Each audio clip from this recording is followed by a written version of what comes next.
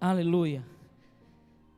Glória a Deus. Agora sim, boa noite, que a paz esteja com todos. Muitos sejam bem-vindos em nome do Senhor Jesus. Que o amor de Deus esteja no teu coração, possa acalmar o teu espírito. Você pode respirar bem fundo, enche o seu pulmão de ar. Aleluia, glória a Deus. Amamos a presença do Senhor, amamos estar na casa do Senhor, e estamos aqui para a honra e glória do Senhor Jesus. Estamos aqui para cultuar a Deus, o único que é digno de ser exaltado e de ser engrandecido, amém? Sem maiores delongas, abra a palavra do Senhor juntamente comigo, em 2 Coríntios, no capítulo 4, glória a Deus.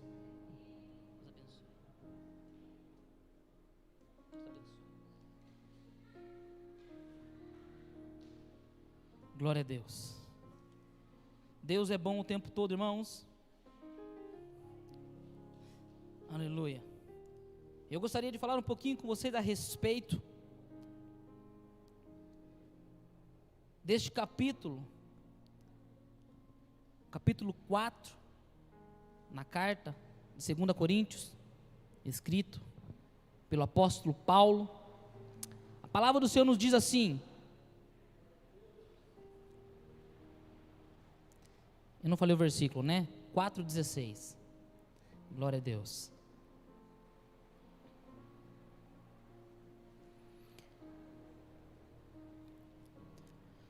Aleluia.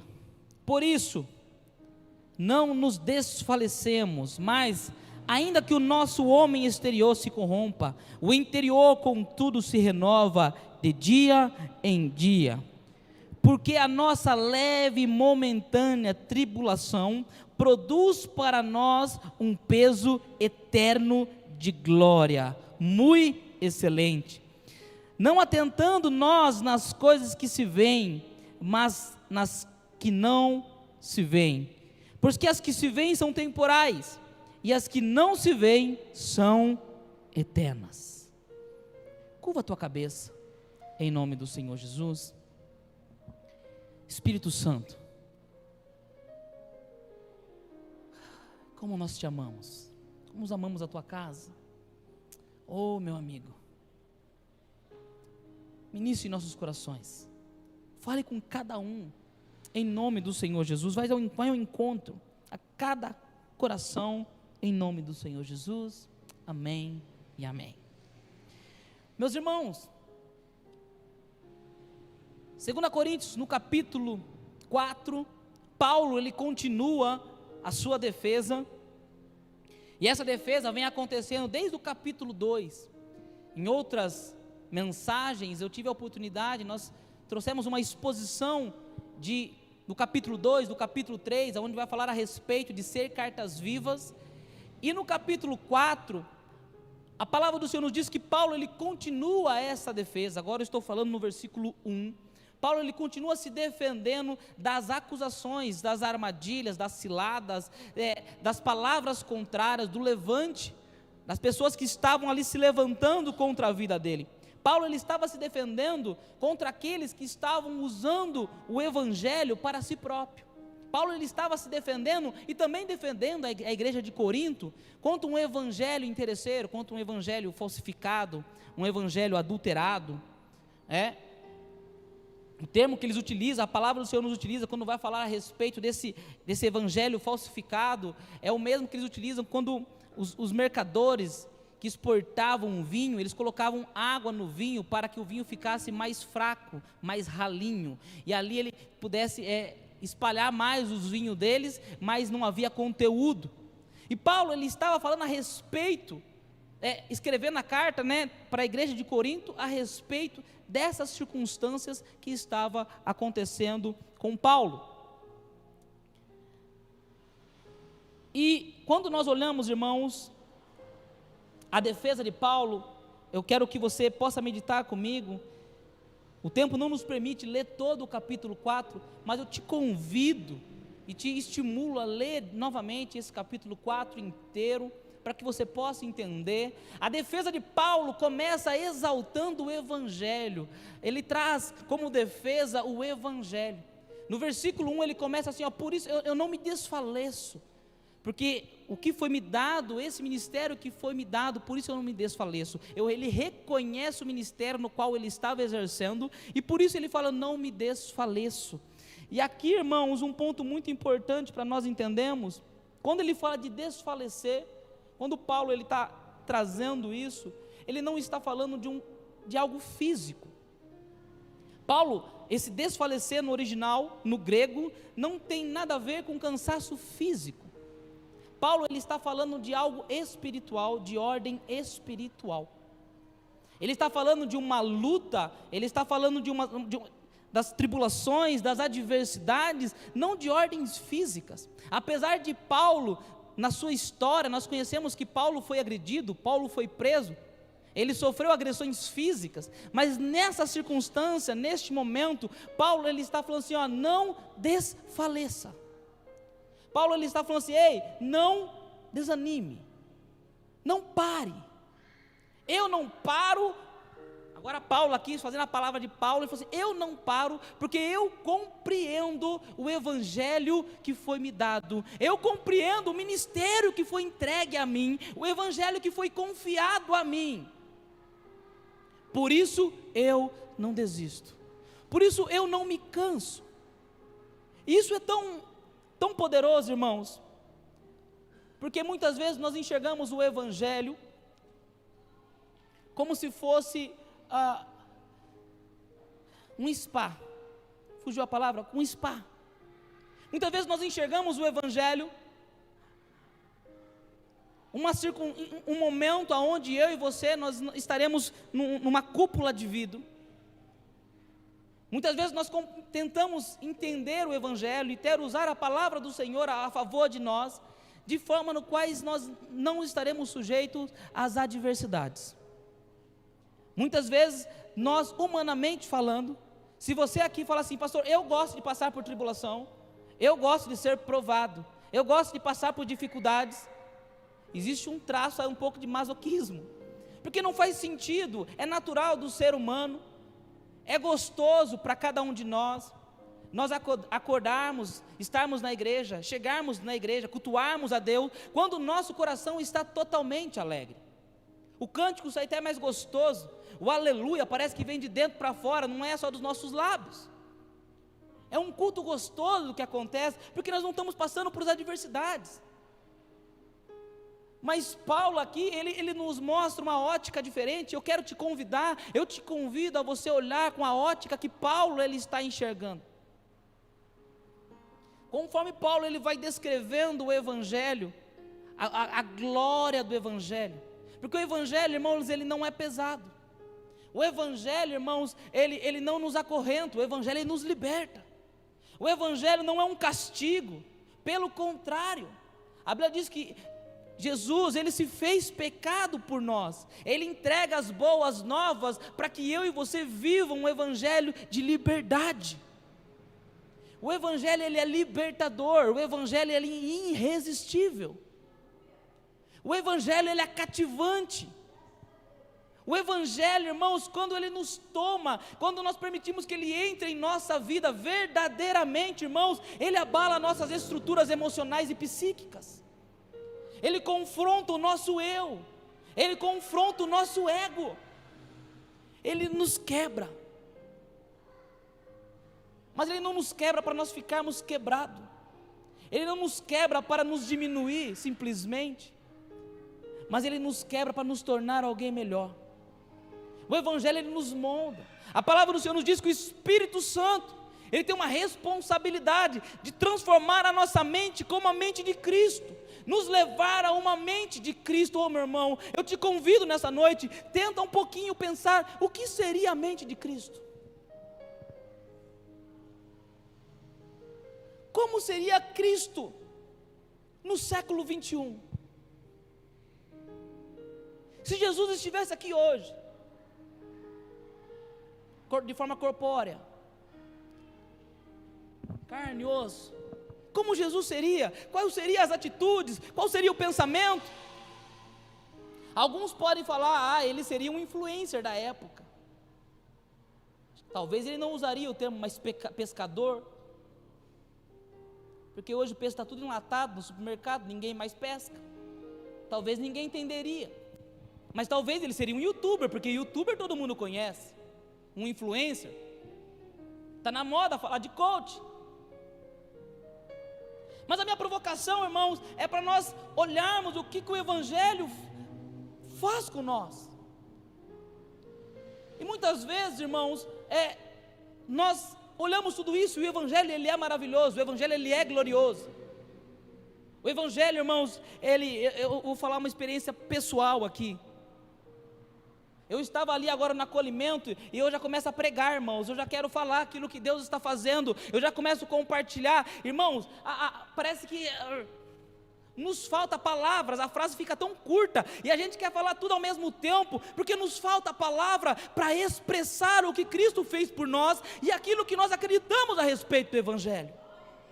Ele não é uma mentira, não é falso, ele é verdadeiro, ele é o único que deve ser adorado, não há outro culto, o culto é para ele. É isso que o Evangelho nos cativa, é isso que o Evangelho provoca dentro de nós. E eu imagino aqui, irmãos, a fúria de Paulo, quando ele se depara com homens que estavam deturbando a palavra de Deus.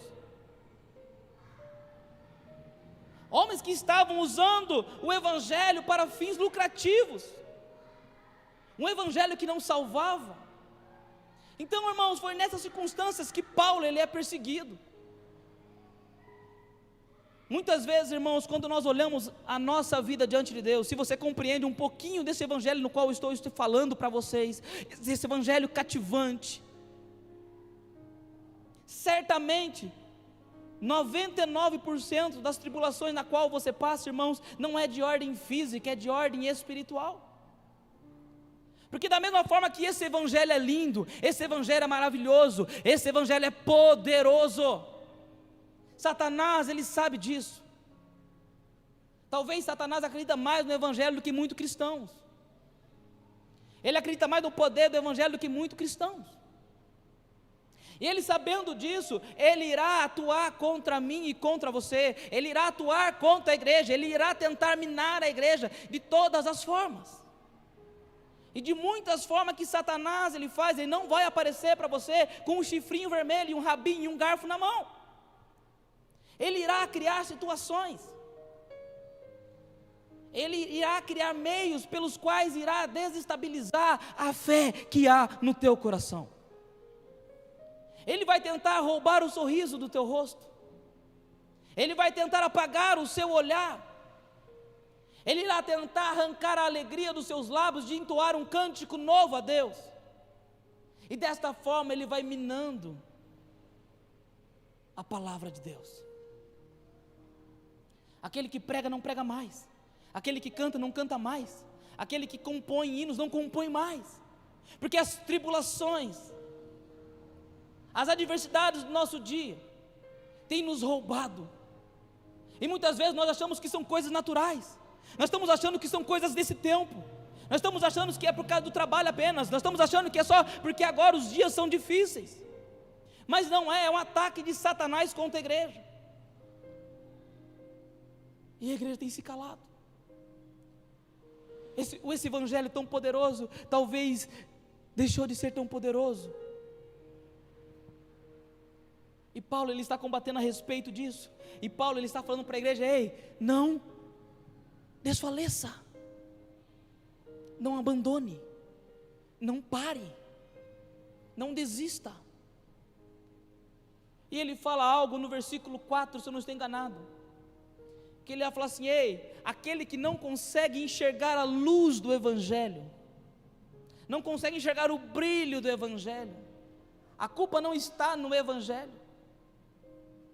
é porque o Deus desse século, ele está falando de Satanás, ocultou a vista para que eles não possam compreender, para que eles não compreendam e não enxerguem o brilho do Evangelho. Algumas pessoas têm achado que o Evangelho tem mudado. Algumas pessoas têm defendido que precisa atualizar o Evangelho. O Evangelho é imutável, ele é perfeito, ele é a palavra viva, não precisa de alteração, ele não precisa de adicionar uma palavra a mais, ele não precisa de programas de igreja, ele é perfeito. O Evangelho é tudo o que você precisa para transformar a tua vida. É só ele. Mas pastor, eu não estou enxergando este brilho desse Evangelho. Porque a Bíblia diz que Ele é a luz, eu sou a luz do mundo. Se Ele é a luz do mundo e Ele brilha sobre nós, por que nós não estamos enxergando essa luz? Talvez o Evangelho está alterado? Não, Paulo está falando aqui, ei, não é que o Evangelho está alterado, não é que eu não esteja pregando o Evangelho, mas o Deus desse século, Satanás, tem cegado e impedido que compreenda quão poderoso é esse Evangelho. Muitas vezes nós somos roubados, porque parece que o Evangelho perdeu a graça, parece que falar de Jesus perdeu o brilho. Tem um cântico que fala a respeito disso, fala: cadê aquele brilho em teu olhar que eu te dei, filho meu? Existem filhos que os olhinhos já não brilham mais e está diante do Pai. Estar diante de Deus ou estar em outro lugar se tornou a mesma coisa. Pergunte para você com todo amor e com todo respeito. Eu não estou aqui para ficar brigando com você não, e nem estou fazendo isso. Eu estou expondo a palavra de Deus. Pergunte para você: cadê o brilho? Cadê a luz desse Evangelho que nos norteia? A estrela de Davi, esse Evangelho verdadeiro, que queima dentro de nós, que nos chama para a cruz, que nos chama para passar pela tribulação, glorificando a Deus, passando as adversidades, como Paulo disse: tudo eu posso naquele que me fortalece. Mas ele disse: eu já tive pouco, mas eu também já tive muito, então eu posso dizer: tudo eu posso em Deus, porque Ele me fortalece, tudo eu posso. Essa certeza que Deus pode todas as coisas, que Deus está no controle da sua vida, Deus está no controle da sua situação, Deus está cuidando da tua casa, Deus está cuidando dos seus planos, isso é imutável. Ele te ama e tudo está por você. Ele morreu na cruz por você. O plano perfeito foi pela salvação do homem. Por que você achou que mudou? O que você muitas vezes entende que mudou no Evangelho? Será que Deus não está mais falando comigo? Será que Ele não me ama? Irmãos, não mudou.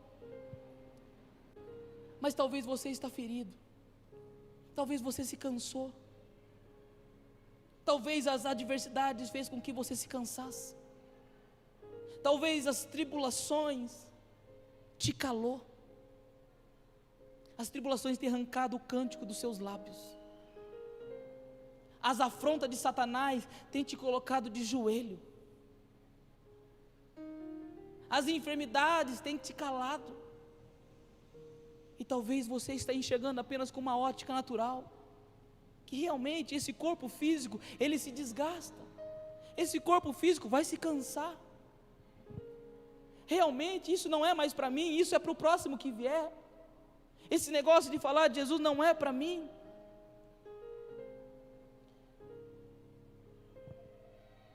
Isso não significa que você deixou de ser escolhido. Isso não significa que Ele deixou de te estender as mãos sobre a tua vida. Isso não significa que você deixou de ser uma arma potencial contra o inferno. Isso não significa que você deixou de ser filho ou filha. Simplesmente você está cansado. E esse cansaço muitas vezes você acha que é físico. Mas Paulo ele está falando que é algo espiritual. É uma guerra travada no mundo espiritual. E muitas vezes nós olhamos as tribulações como nosso inimigo. É assim que muitas vezes nós pensamos. Muitas vezes nós vamos conversar com alguém e as pessoas falam assim: rapaz, eu estou passando uma tribulação, ora por mim. Já aconteceu com você isso? Alguém chegar para você e falar assim: ora por mim porque eu estou passando uma tribulação, estou passando um problema, uma dificuldade. Porque muitas vezes nós enxergamos as tribulações como problemas. Olhe na ótica de Paulo. Paulo, ele enxergou que as tribulações eram um aliado, porque ele falou assim: as tribulações na qual eu estou passando, leve e momentânea, ela está produzindo um peso de glória. Não, vocês não entenderam. Esse corpo é passageiro, está morrendo. A cada dia que passa, pelo amor de Deus, não quero deixar ninguém triste aqui não, tá bom? Mas a cada dia que passa, a tendência é um dia menos de vida. Pelo amor de Deus, não precisa perder a comunhão não. Mas irmãos, nosso corpo está se desgastando.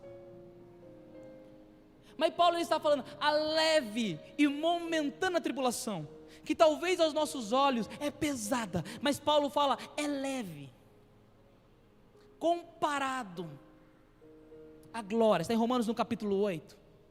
E aí ele fala, a leve e momentânea tribulação, ela não é meu inimigo, ela é aliado, porque ela está me forjando, ela está preparando o meu espírito. Enquanto o corpo está falecendo, o meu espírito está vivificando.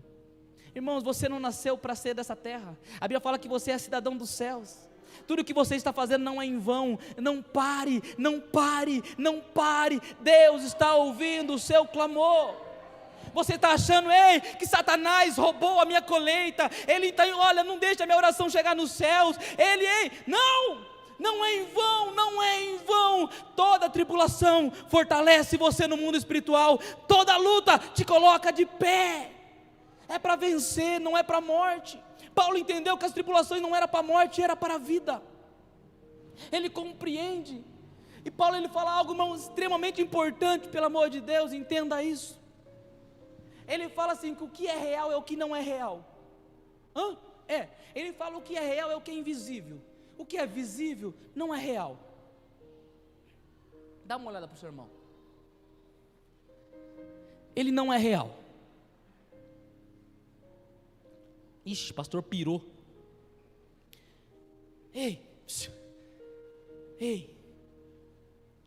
Quando nós estamos diante do Senhor, a Bíblia fala que Deus, ele é Espírito. Isso aqui é apenas uma fração de tempo muito pequena no qual nós estamos. Eu esqueci o nome daquele japa evangelista agora. Carol Pedroso, me ajuda, o nome dele? Chan, alguma coisa? Não, é um americano, japonês americano. O Chan, alguma coisa? O Chan. E ele traz uma explicação sensacional a respeito do porvir. E eu fiz isso numa célula, na célula da Carol. Eu fiz o rapaz tirar o cadarço. Tira o cadarço do seu tênis aí. E o cadarço, quando você pega o seu cadarço, tem uma pontinha no seu cadarço que ele é dura. Não tem aquela pontinha no cadarço? Aquilo ali, irmão, é o que nós estamos vivendo hoje. É esse tempo, é esse corpo. É só isso. Aí quando você estica o cadarço, irmãos, isso é a eternidade. O que nós estamos produzindo aqui, irmãos, está refletindo na eternidade. O que você está fazendo, irmãos, o nosso corpo está baqueando muitas vezes. O nosso corpo está cansado. O soldado está ferido. Muitas vezes está prostrado. Mas não ache que é porque você é menos usado, não ache que é porque o seu tempo passou, ou ache que é para o outro isso, não, tudo que você tem colocado diante do Senhor, está produzindo, as tribulações, as adversidades, as crises, está produzindo no espiritual, um peso de glória, a eternidade. E aí ele fala, olha, ele nos estimula, ore para o espiritual. Não ore para o que está acontecendo neste momento. Não ore pelo que você está vendo nos seus olhos. Os nossos olhos nos enganam. Não olhe. Não olhe. Ore para aquilo que é espiritual. Preste atenção, muitas vezes, irmãos, você dá de um copo de água. O que a palavra do Senhor nos diz? Você dá um copo de água. Aparentemente isso é normal, não é, irmãos? É natural, não é? Não. Aparentemente é natural. Mas a palavra do Senhor nos diz que se você der um copo de água, é como se estivesse dando para Jesus. Você está entendendo? As minhas ações e as suas ações estão produzindo no mundo espiritual a respeito de cada um de nós. Mas muitas vezes nós paramos de agir pelas circunstâncias terrestres deste mundo. Certa vez eu falei com um jovem a respeito disso. Falei, irmão, nós somos extraterrestres, nós não somos daqui. Alguns falam que existe extraterrestre. Assim, Paulo fala que nós não somos daqui. Entenda como quiserem. Fala que nós somos cidadãos dos céus. Ele fala que no mundo nós teremos aflições, mas tem de bom ânimo. Jesus dizendo, eu venci o mundo e você também vai passar.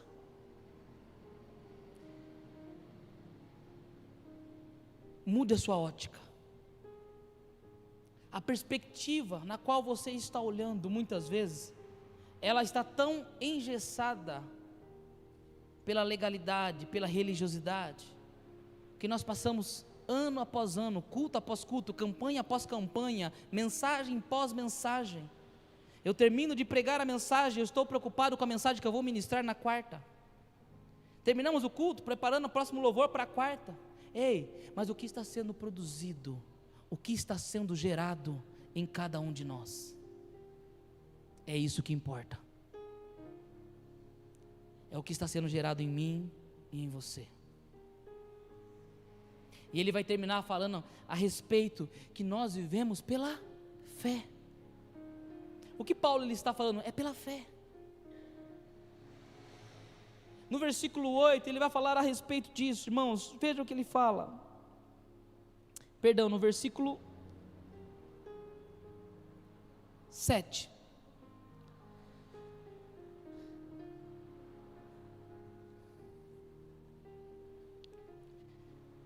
Mas temos esse tesouro em vaso de barro, para mostrar que esse poder, que a tudo excede, provém de Deus e não de nós. Olha, de todos os lados somos pressionados, mas não desanimados. Ficamos perplexos, mas não desamparados. Somos perseguidos, mas não abandonados. Somos abatidos, mas não destruídos. Preste atenção. Aqui, irmãos, mostra claramente o homem e Deus. Fico desamparado. Homem, aí Deus do seu lado, mas não sozinho. Fico abatido, homem, fraqueza do homem, de Paulo e Deus, mas não destruído. Quem coloca o ponto final é Deus. Quem decide é Deus. Satanás não tem poder para determinar o fim da sua vida, o fim da sua história, o fim do seu ministério, o fim dos seus sonhos. As tribulações, as adversidades não têm poder para destruir os seus sonhos, os seus projetos, o seu ministério. Mude a sua perspectiva. A ótica de Paulo era diferente. Paulo foi preso, Paulo apanhou, naufragou, passou necessidade e teve a morte pelo Evangelho. Podemos aqui nós entrar em consenso que a tribulação de Paulo não foi leve, como ele descreve. Talvez nós não suportaríamos. Mas a perspectiva que Paulo estava olhando não era uma perspectiva humana. Ele estava olhando uma perspectiva da eternidade. O homem espiritual, ele compreende a quarta dimensão. Ele traz à existência o secreto. Ele vive olhando o secreto. Ele não vive baseado nas coisas naturais. Aqui está em crise, mas no céu não há crise. Aqui o império de Satanás está rompendo, mas lá ele não pode. E aqui, irmãos, nós não estamos, como eu falei, em um spa, nós estamos num campo minado. Nós estamos em guerra. Você não veio à terra a passeio, você veio a trabalho. Fala para o seu irmão, você veio a trabalho, irmão.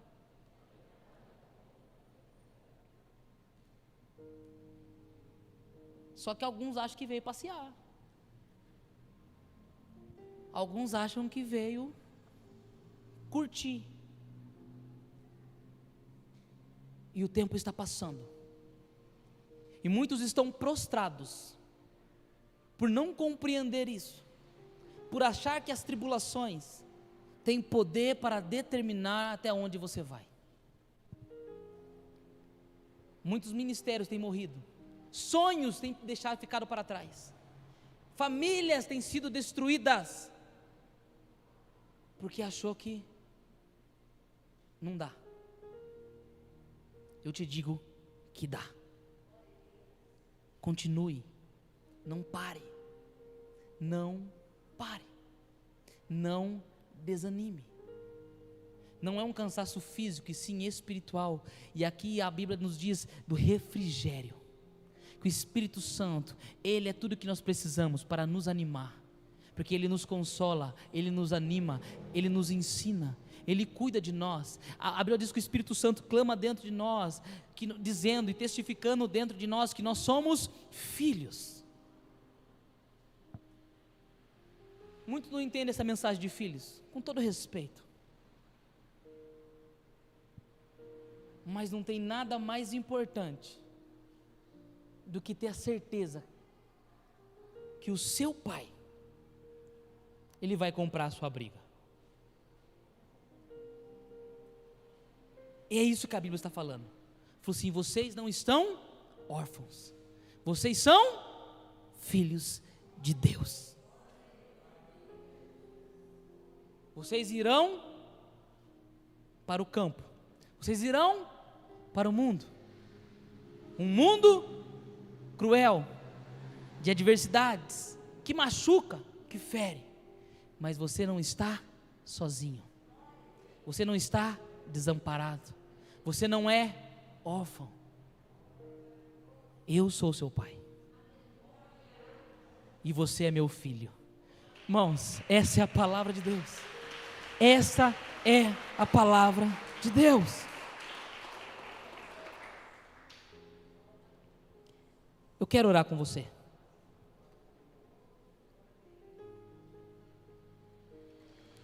Talvez, na sua ótica, a sua casinha está desabando, o chão se abriu, a parede rachou, não há mais saída. Na sua ótica, talvez o problema está em você, no evangelho que você prega, que você testemunha, que você vive. Mas o Espírito Santo tem ministrado no meu coração, Ele está falando isso no meu coração. Calma, você só está cansado. Mude a sua ótica, porque quem te chamou, quem te escolheu, quem te capacitou, foi Deus, é Ele, é Ele. Eu vos escolhi e vos nomeei, eu vos escolhi e vos nomeei, para que vades e deis frutos, e os vossos frutos permaneçam. O homem não tem poder de te nomear e de te eleger. Agora Deus, irmãos, quem Ele levanta, ninguém pode derrubar. A porta que Ele abre, ninguém fecha. Você entende isso? Pastor, por que eu não estou enxergando? Talvez você precisa falar com o Senhor nessa noite. Senhor, está pesado, eu estou cansado, alivia o fardo, tira todo o cansaço da alma, do espírito, abra minha mente, meus olhos, a minha vista. Talvez esteja turva, talvez esteja embaçada, e eu talvez não vejo mais perspectiva, não consigo mais enxergar. Eu te convido a orar. Eu quero orar com vocês. Ministério de louvor.